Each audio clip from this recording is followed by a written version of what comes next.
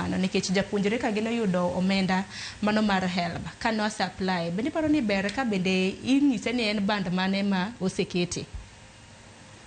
Wach mar band ni yani kata king'iyo, just going by logic. We talk about bands. Just how many bands do we need to have good music? Right now you're dealing with 5 bands. Yeah, Okang Gibedia Beach. Yeah, but is it good music to the ear?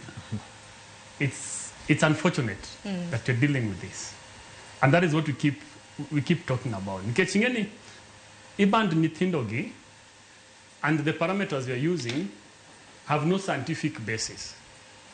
Then now you end up needing a lot of casualties. Ido kanyatima owukidala majo chan. Tokeka band otimore. Mokete kate band 5 ma for band 5 ingiso ni magi nyithindo ma jonyuol gi nyalo to kendo kata support ma onego beni chiwo negi, it's very minimal support. And then the same band seche moko nyathi ma jonyuol gi Nyasaye ogwedho matin gi nyalo chulo school fees, okete band 1 ma kore en very needy, onego beni kore any chudo ne kabisa ma kada ka beto chulo tasling alfa part alfa birio, the very bare minimum. The banding system is not sustainable if it has no scientific basis, and clearly it doesn't. The moment even as Kick is saying, they take too long to place you in a band. Because of course there's that holding back. They are not really sure. It's not a logical decision they can scientifically defend. By the Keto Kiki, a band 5, and these are the parameters we've used. Nikichwacho machielo manya kwa leo sen communication. Pinyo wacho ko ngeni nitiere jopuonjre mabende sani koro donje mbalariany kaka Nairobi University na gisebedo ka gidonje mbalariany.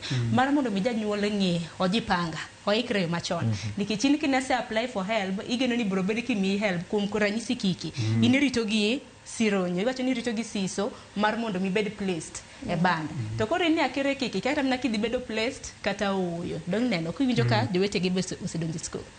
Ber kaki wacho no, ber king'eyo chon, ber ka janyuol ng'eyo chon. Onge ni nyathina okete band 5. Mangiso ni pesa monego beni kora chulo en pesa machal kama. Nyathina okete band 3. This is the amount of money I'm dealing with. Kodi again, if there's no clarity on banding, now this unfortunate banding system, there's no clarity.